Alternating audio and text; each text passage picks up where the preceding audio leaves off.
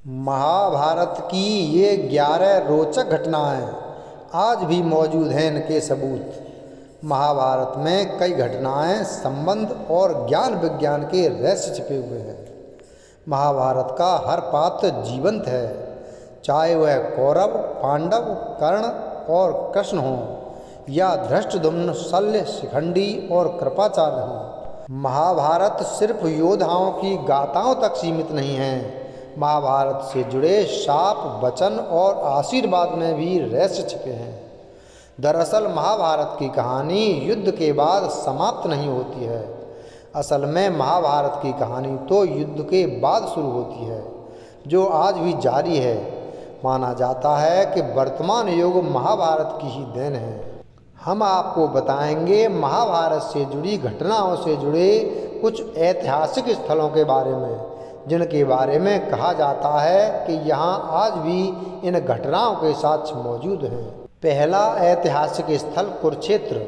यह तो सभी जानते हैं कि महाभारत का युद्ध कुरुक्षेत्र में हुआ था। कुरुक्षेत्र हरियाणा में स्थित है। कुरुक्षेत्र में भारतीय पुरातत्व सर्वेक्षण विभाग द्वारा महाभारत काल के कई अवशेष प्राप्त हुए हैं, जिनमें बाण और भाले प्रमुख हैं। कुरुक्षेत्र की भूमि पर कई महान योद्धा वीर गति को प्राप्त हुए थे। कुरुक्षेत्र ही वह स्थान है जहाँ पर भगवान श्री कृष्ण ने अर्जुन का मोह भंग करने के लिए उसे गीता का ज्ञान दिया था। कुरुक्षेत्र में प्राचीन कुआं आज भी देखा जा सकता है। माना जाता है कि इसी जगह पर महाभारत युद्ध में कर्ण ने चक्रव्यूह की रचना करके अभिमन्यु को धोखे से मारा था, जिससे वह वीर गति को प्राप्त हुआ था। दूसरा ऐतिहासिक घटना स्थल शकुनी की नीति के तहत दुर्योधन ने पांडवों के रुकने के लिए एक ऐसा महल बनवाया था जो लाख से बना हुआ था, जिसे बाद में लाक्षागृह कहा गया। यह लाख तेजी से अग्नि पकड़ता है। दुर्योधन ने पांडवों को मारने की साजिश रची थी। इस महल में रात में चुपचाप से आग लगा दी गई थी, ताकि सोते हुए पांडवों की इस महल में ही जलकर मृत्यु हो जाए। किंतु पांडवों के जासूसों ने उन्हें इस योजना की सूचना दे दी और वे रात को ही इस गुप्त सुरंग से निकल भागे। ये सुरंग आज भी है, जो गाजियाबाद में हिंडन नदी के किनारे पर खुलती है। लाख से बने महल के अवशेष आज भी बरनावा में पाए जाते हैं। यह बरनावा या बरणावत नामक स्थान मेरठ जिले में स्थित है। मेरठ से 35 और सरधना से 17 किलोमीटर दूर बागपत जिले में स्थित एक तहसील का नाम वारणावत है।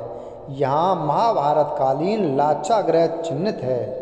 इसके अवशेष आज भी यहाँ तक टीले के रूप में मौजूद हैं। लाक्षागृह से निकलने पर भटकते हुए पांडव वर्तमान नागालैंड में पहुँच गए थे। वहाँ पर राक्षसी हिडिंबा संग भीम का विवाह हुआ था। तत्पश्चात उनका घटोत्कच नामक पुत्र हुआ, जो कि भीम के समान ही बलशाली था।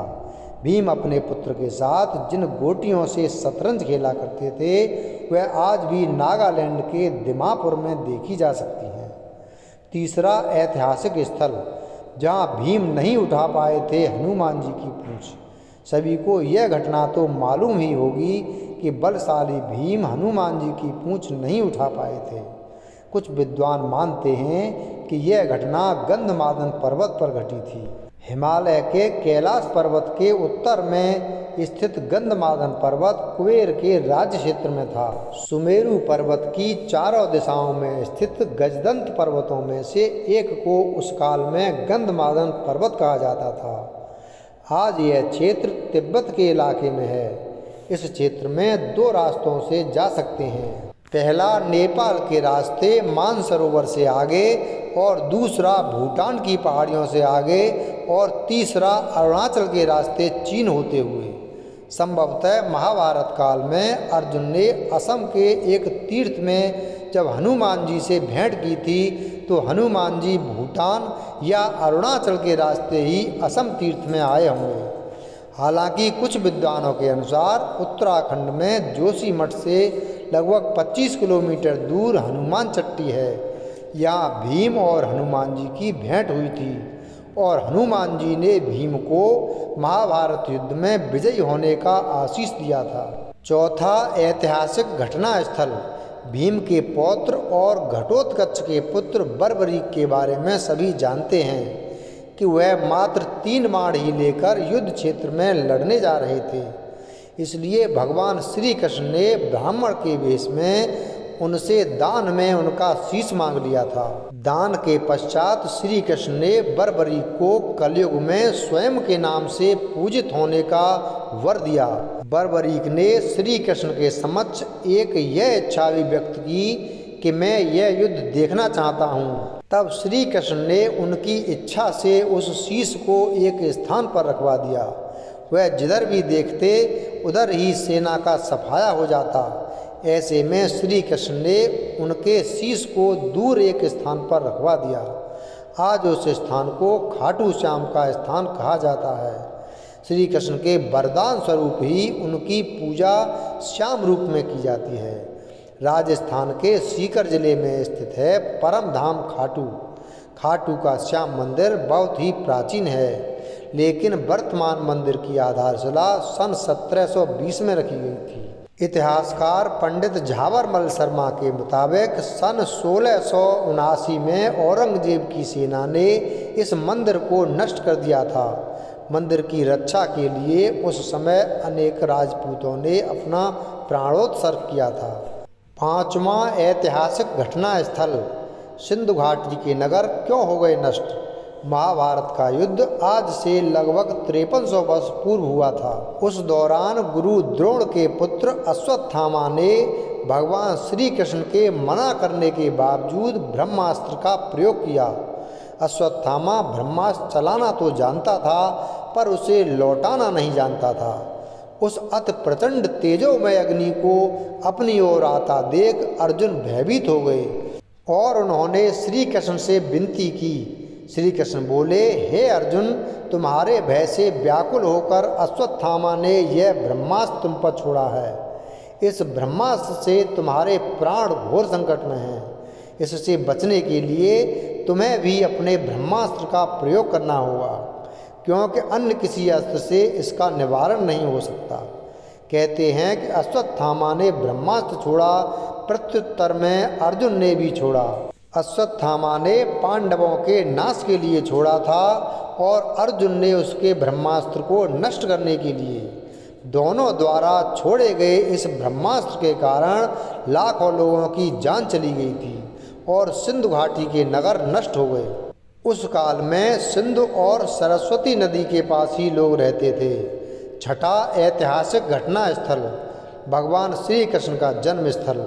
उत्तर प्रदेश में स्थित मथुरा नगरी भगवान श्री कृष्ण की जन्मस्थली होने के कारण यह महाभारत की घटनाओं का प्रमुख केंद्र रहा है। महाभारत काल में इस नगरी पर जरासंध ने कई आक्रमण किए थे। जिस स्थान पर कंस रहता था उस स्थान को कंस के किले के नाम से जाना जाता है। कंस के आतंक को रोकने के लिए भगवान विष्णु को श्री कृष्ण अवतार लेना था। कंस उनके इस अवतार को रोकने और अवतार उपरांत उन्हें मारने का षड्यंत्र इसी किले में रचता था। यह किला मथुरा में आज भी है। सातवां ऐतिहासिक घटना स्थल। व्यासपोती नामक स्थान बद्रीनाथ से 3 किलोमीटर की दूरी पर उत्तराखंड के माणा गांव में स्थित है। यहाँ महाभारत के रचनाकार महर्षि वेदव्यास की गुफा है। इसके समीप ही गणेश गुफा है। मान्यता है कि इसी गुफा में व्यास जी ने महाभारत को मौखिक रूप दिया था और गणेश जी ने उसे लिखा था। माना जाता है कि उत्तराखंड में स्थित पांडुकेश्वर तीर्थ में अपनी इच्छा से राज्य त्याग करने के बाद महाराज पांडु अपनी रानियों कुंती और माद्री संग निवास करते थे। इसी स्थान पर 5 पांडवों का जन्म हुआ था। 8वां ऐतिहासिक स्थल बिहार के राजगृह में स्थित है। कंस के ससुर जरासंध का अखाड़ा। जरासंध बहुत बलवान था। मान्यता है कि इसी स्थान पर भगवान श्री कृष्ण के इशारे पर भीम ने उसका वध किया था। राजगृह को राजगीर कहा जाता है। रामायण के अनुसार ब्रह्मा के चौथे पुत्र वसु ने गिरिव्रज नाम के इस नगर की स्थापना की। बाद में कुरुक्षेत्र के युद्ध के पहले बृहद्रथ ने इस पर अपना कब्जा जमा लिया। बृहद्रथ अपनी शूरवीरता के लिए मशहूर था। 9वां ऐतिहासिक घटना स्थल। कहते हैं कौरवों से अपना राज्य हारने के बाद भगवान श्री कृष्ण के कहने पर अर्जुन मनाली के पिरनी में तप करने चले गए थे। उस स्थान को अर्जुन गुफा के नाम से जाना जाता है। इसी स्थान पर भगवान शिव ने अर्जुन को पशुपात्र अस्त्र दिया था। मनाली भारत के हिमाचल प्रदेश का एक शहर है। मनाली कुल्लू घाटी के उत्तर में स्थित लोकप्रिय हिल स्टेशन और पर्यटन स्थल है।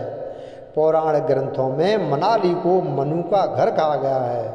कहा जाता है कि जब सारा संसार प्रलय में डूब गया था तो एकमात्र मनु ही जीवित बचे थे। मनाली में आकर ही उन्होंने मनुष्य की पुनर्रचना की। इसलिए मनाली को हिंदुओं का पवित्र तीर्थ स्थल भी माना जाता है। इसके अलावा मनाली में हिंदू गाथाओं से जुड़े और भी कई प्राचीन स्थल हैं। 10वां ऐतिहासिक घटना स्थल। दिल्ली को उस काल में इंद्रप्रस्थ कहा जाता था और मेरठ को हस्तिनापुर।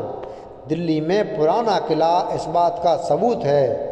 खुदाई में मिले अवशेषों के आधार पर पुरातत्वविदों का एक बड़ा वर्ग यह मानता है कि पांडवों की राजधानी इसी स्थल पर रही होगी। दिल्ली कई ऐतिहासिक घटनाओं का साक्षी रहा है।